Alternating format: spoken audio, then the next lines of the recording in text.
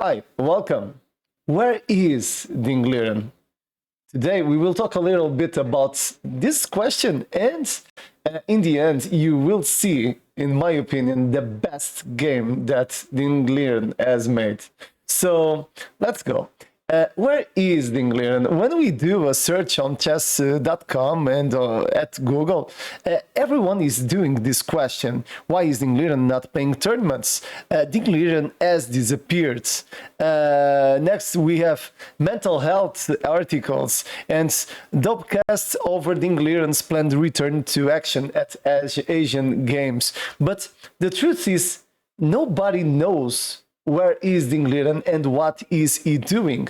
We all know that Ding Liren is actually the world champion, is the first Chinese world champion. And normally, okay, China isn't a very open country, so we don't know what is happening with Ding Liren. So I'm supposing that probably he is dealing with mental problems because at COVID, Ding Liren has stopped playing chess. And the truth is that he returned to play chess at the candidates, I think, and he was dealing with mental issues. And at the time, he has said that he was thinking about quitting chess because he wasn't enjoying anymore to play chess. And well, this is important because he had these kind of issues in the past, and after winning the competition, Ding Liren has disappeared. So let's talk a little bit about Ding Liren. Ding Liren is actually the world champion, and this guy has been at the top charts in the last years. So the guy is good. He plays a lot. And if you see his rating right now is 2780. So he is the number 4. And at the time he was champion, he was number 2. So he has reached already 28,000 of rating. So it's a lot. And he is young. He has 31 years old. The thing is that after the winning of the competition, when he won Ion Nepomniachtchi, he tried to return a few months later. So as you're seeing here, he has been world champion in Astana at 30 of April, and he tried after to return in May. And okay, he has draw, and then he lost to Firuza, and after another draw with Wesley So, and another loss against Sanishgiri. So after another draw against Rapport, a big friend of him, he has won Bogan Dunn, sorry, and we never seen again Ding Liren. So it's difficult to be at the skin of Ding Liren right now because this guy is world champion. So talking about the world universe, the chess universe, everyone is expecting to see Ding Liren to play chess and to win games. And I think probably he is dealing with a lot of pressure because most persons believe that Ding Liren is not truly the best player in the world. I will give you my opinion. In my opinion, yes, Ding Liren is the best player in the world. Of course, everybody knows that Magnus Carlsen is the best endgame player ever, but this guy has value. So we are talking about a player that's already reached 28 of rating. So he has won the match against Nepomniachtchi. Okay, Carlsen too. But Carlsen suffered to win Nepomniachtchi. What if Ding Liren has played with Magnus Carlsen? I'm not certain that Carlsen would win the match. Probably yes. But we will never know. This is the same as talking about the match between Karpov and Bobby Fischer. Everybody says, okay, probably Bobby Fischer would win the match. But Karpov has started a reign of championships on those years, and the guy was strong, and he is strong yet.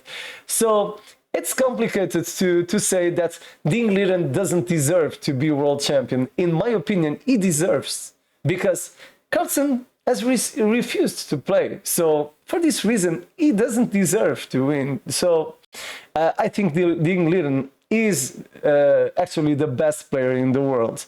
So I hope that he deals quickly with these mental issues, and important, in my opinion, he should deal in a public way with these matters. Why is that? Because, as you know, several chess players has lived with mental issues. So we had, for example, we talked a few days ago about the Dimmer. Dimmer has finished his life on his last 25 years on a psychiatric institution. Bobby Fischer, Paul Morphy, Steinitz. We have several cases of players that had problems, mental problems. So if he had as a depression and he is dealing with that matter, I think it's important to say the world, because this could inspire persons with the same kind of problems to fight and to compete.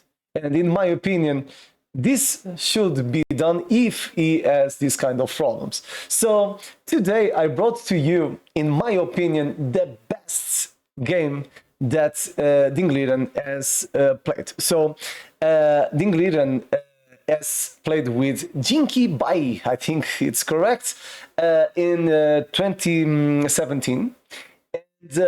On those days, he had 2774 and the Jinki Bai 2553 of rating. So Ding Liren was playing with black, and this game, normally everyone says that this is the Chinese Immortal. In my opinion, I don't know if this is the Chinese Immortal, because in my opinion, comparing to the other Immortals, like the case of the Anderson Immortal, we need to talk about that on the channel on another video. This game probably is better, because the kind of calculation that Ding Liren has done is amazing. So with this analysis, you will improve your positional play, your calculation, very important aspects of the game, and you will improve the tactical play too a lot. So let's go. So Jinki Bai is playing with white, and he started with d4, and after knight f6, c4, e6, this will lead to Ninzo Indian. So the Ninzo Indian defense is one of the most difficult to play with black and against too, because this is very theoretical, and we have several different continuations that are completely playable. For this reason, for example, in my level, 2000s, 2100, 2200, normally they don't play knight c3, they play knight f3, because it's easier. And if black plays bishop check, we will be playing a Bogo Indian, is easier. So after knight c3, bishop b4, this is the Ninzo Indian, white will continue with knight f3. Here he will continue with castle, and after bishop g5, this is normal, he will continue with the lines of c5. And these lines are, this is the three knights variation. This is asymmetric and complex. So this will be quickly a double-edged game. So let's advance a little bit. Takes, and after a knight attacks the queen. Queen will play to d3. This is theory until this moment. So h6, bishop h4, and after d5, here rook d1, the idea is to create pressure on the central file. So on d file. So this continued with g5, and here we see the kind of ambition that Ding Liren has, and in my opinion, he has. This guy deserves to be at the top. because to play g5, it isn't easy. He could play another move like rook e8 or even bishop e7. Is ugly, but g5 is the kind of move that we want to play in this position, because white will play bishop back, of course, and after that he will play knight e4. This is so correct and so risky that needs to be seen, because to play knight e4 means you need to calculate everything. And for example, a knight cannot take because it's pinned. And here he needs to calculate knight e2, bishop e2, probably a3. So you need to calculate everything. And the thing in chess, when you play chess, is that you need to confirm every lines that can happen in the game. And normally most players play lines that you don't need to calculate. So you do an exchange because it's complicated. But, oh, okay. Are you subscribed? Yes, they are telling me you aren't subscribed. So I need your help. Why don't you like me? I need to drop this value. So almost 87% of the viewers isn't subscribed. Why don't you like me? I need your help, and quickly, because we are doing right now short and long size videos. I don't know what is the name. And the idea is to bring you more content, everything about chess. Some kind of stuff is for beginners level, and other content is more advanced, like this one. So if you're enjoying to see the videos we are putting, please subscribe, put the like button. You can always push the notifications too. And any idea or critics, you can always put on the comments below, or talk with me by chess.com. My nickname is dark_attack. So let's continue. So continuing with this game, well, we need to calculate everything, and most players exchange and they don't want to calculate. They are lazy. So because of that, Ding Liren played very, very well. And here, of course, Jinki Bai has continued with knight to d2. And the idea is to try to get rid of this knight. Of course, this game will be very interesting for black, because right now Ding Liren will improve his position. So he is fighting for the center, and right now, because of this move, knight e4, he gained the initiative. Very important in a chess game. So we want always to create threats. Even if you're a defensive player, you don't want to play passive. And here, Jinki Bai is passive right now. So because of that, he needs to complicate the position. So he played queen to c2. It's necessary. And after that, okay, pawn advances. And he is attacking. The idea is quite simple. If pawn takes, of course, knight will take, and the queen will be attacked again. So after that, okay, the position is still playable, but superior for black. Because here we can continue with e5, and of course the bishop cannot take because of rook e8. So this is superior for black right now. So because of that, after the advancing of the pawn, white has continued with knight f3. And the idea here is that white is creating a lot of pressure to the pawn on d4. And I will ask you to think a little bit on this position. What would you play? Because it looks like the black has the central control. We are occupying a central square with the pawn. We are attacking several central squares. And the bishop is pinning the knight. That's always a good sign. And because of the fact that the king is on the center, we have potential to attack this king and to try to explore a way of trying to give checkmate. Why not? So here, Ding Liren will play a very interesting move. First, he wants to consolidate the center. So he played e5. Makes all sense. And white will continue with knight takes pawn. One of the most drastic measures that I ever seen on a chess game, and you will see this isn't easy. Why not taking the pawn? Probably some are asking.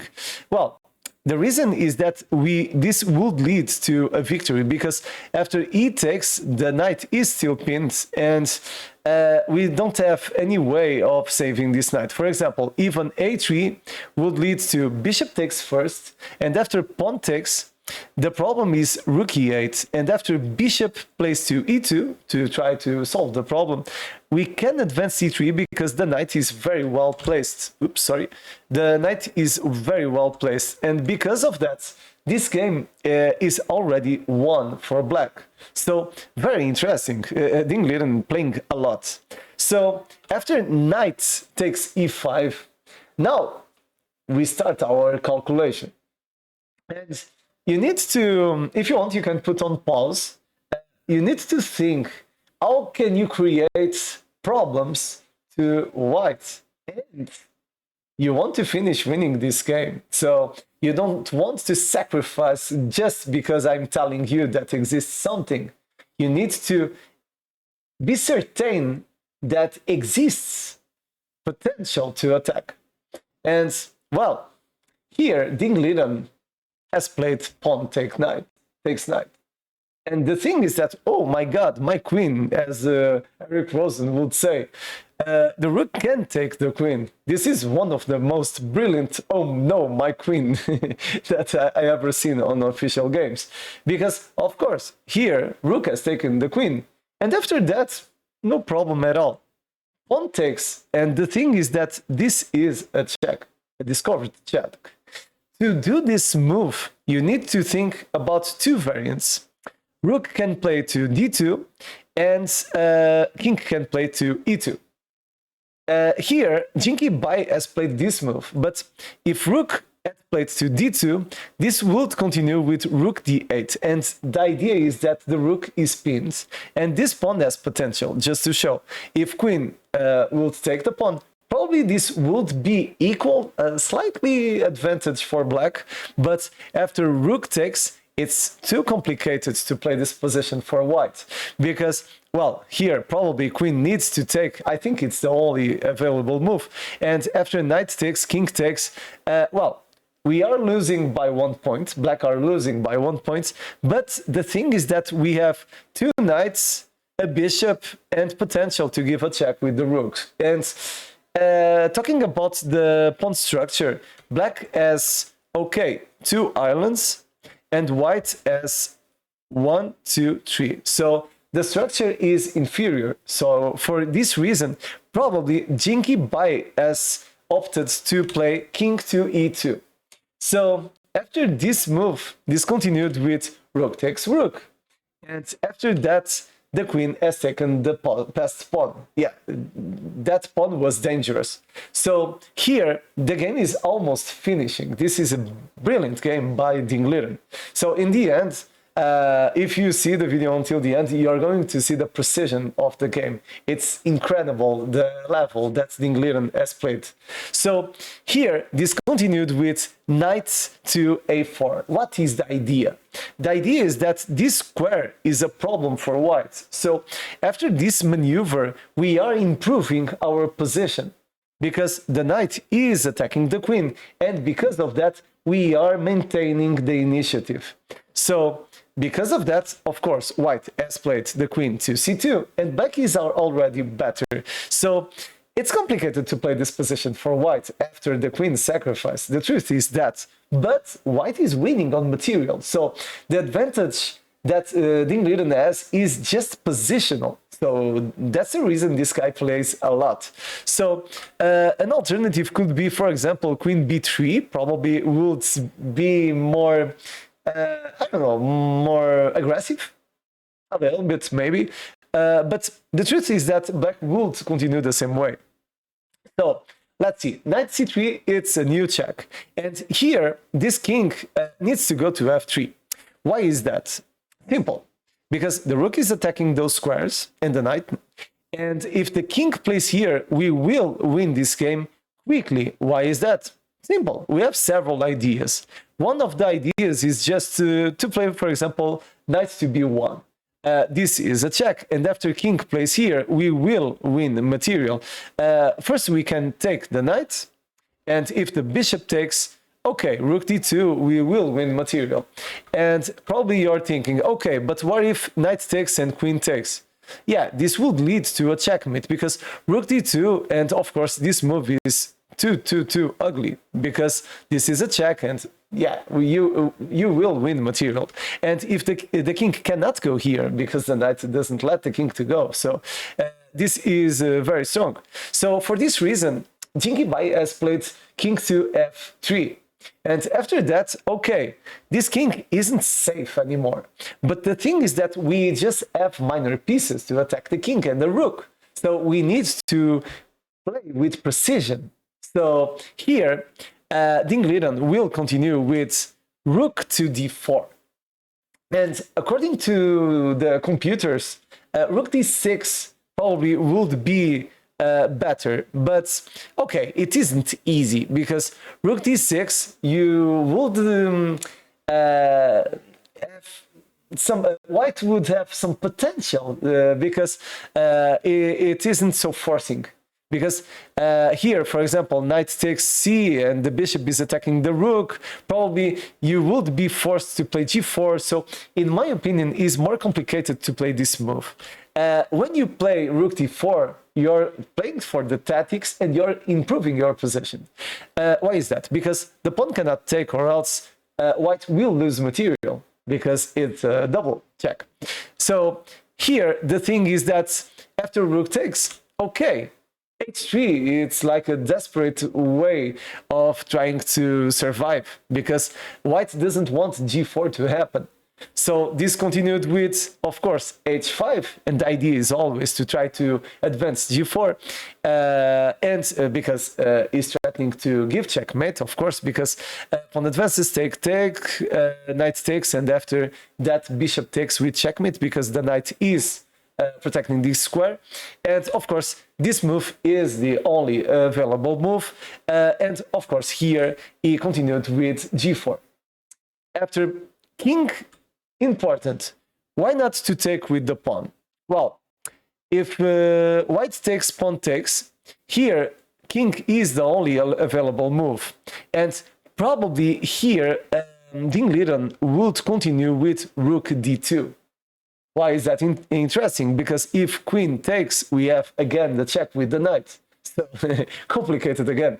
So alternatives, I think doesn't exist. For example, knight takes c6, probably. But okay, we have bishop d6. And after f4, it's complicated. I don't believe f4 is playable, because here we can take the queen. It's a free queen, so the game is won. So here he has played king to g3, and this game has more 7 moves, I think 6 or 7 moves. But black will destroy completely right now, because the king is completely exposed, and we need to know how to play correctly with the minor pieces. That's the reason this game is very advanced. For my level, this is so risky to analyze this game, because this is a very high level game. I think never in my life I would be able to play something so genial, so genius like that, because this game is incredible. Right now, he will play rook to d2. The idea that we talked before, because after queen takes, we have knight check, winning the queen. And after queen plays to b3, of course, Jinky Bai doesn't want to lose the queen. And for this reason, he will be worsening his position. So this continued with knight check, another check, maintaining the initiative. The bishop don't let the king to go here. So here we have this hypothesis and the idea of playing to h4. he has played to h4. If the king played to this square, we would take on f2, and after king takes knight, this would lead to a forced mate with bishop f5, and after bishop plays to d5, rook d8, and after knight d7, rook takes, bishop plays here, and checkmate. So Ding Liren has calculated this all. So when you say that Ding Liren doesn't deserve to be world champion, please think about this game, because this has been played at 2017, not too long ago, sorry. So here, White has played king to h4, and after that, of course, bishop check.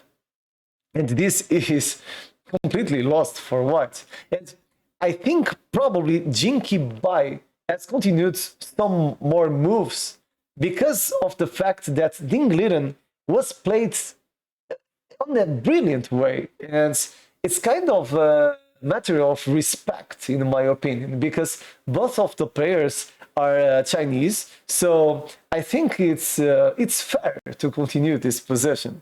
So of course, king has taken the pawn of h5, and after that we have a way of forcing checkmate, or we will win a lot of material. King to g7. What is the idea? It's quite simple. We have here another rook that has potential to give check on h8. This is the main plan. So after bishop plays to f4, this will continue with bishop f5, and the new idea is to try to give check with the bishop on g6. So this continued with bishop check, of course, king to h7, and it looks like White is breeding well, but no, this game is completely won for black. So this continued with queen takes b7 to try to complicate the position, to try to create a double-edged game. But the truth is that Ding Liren is not afraid. So after rook takes f2, it doesn't need to be afraid, because this queen cannot take the knight, because knight to g3 is checkmate. So he is threatening always checkmate from different ways. So here White has continued with bishop to g5, and okay, this is already forced mate. And just to have an idea, this is a first checkmate in 10 moves. So Ding Liren has seen that 10 moves to give checkmate, and probably you're thinking, how can I give checkmate in 10 moves? Simple, because I know the answer. First, we start with rook h8. And again, this is never playable. So here, Jinki Bai has taken the pawn on f7 to try to complicate more the position. But the truth is that now you have checkmate in 5 moves. So here, Ding Liren has played bishop to g6. And of course, we have two alternatives. Here, of course, Jinki Bai has resigned because, yeah, this is first mate. But let's see. If the king had taken the pawn, this would lead to knight check. And after knight takes, bishop check, king here, check, bishop, and checkmate. With 2 bishops, a knight, and 2 rooks. Incredible. The other idea is, instead of taking the pawn, is to play king to h4. And if you want, you can put on pause to practice a little bit your tactical skills. But here, the idea is the same. King to g8, check. And again, if king takes, we have bishop f5 with checkmate. So this is an incredible game by Ding Liren. Now we need to see what is the precision of this game. Don't forget, this guy is world champion. This guy is very strong. And, well, talking about the game analysis, let's see. Here, according to the chess.com engine, Stockfish. Well, my God. Ding Liren has played with 96.7%. Well, don't forget when you say to your friends that Ding Liren don't play nothing and he doesn't deserve to be world champion. He doesn't made one brilliant move, but three brilliant moves in the same game. This is a precision of 2950. And talking about the brilliant moves, first move, rook to d4. Second move, rook to d2. And finally, where is the other move? Oh, h5. It's here. So this guy is a brilliant chess player, sorry. So for this reason, probably, of course, you will never see this video, but if this happens, Ding Liren, please return to the chessboard because we miss you and we want to see you playing at your highest level. So I hope you enjoyed this video. This game is incredible, in my opinion. Is one of the best games ever. I don't have any doubt of that. And don't forget to like and subscribe. And tomorrow we will be here again to talk a little bit more about chess. Till tomorrow. Bye bye.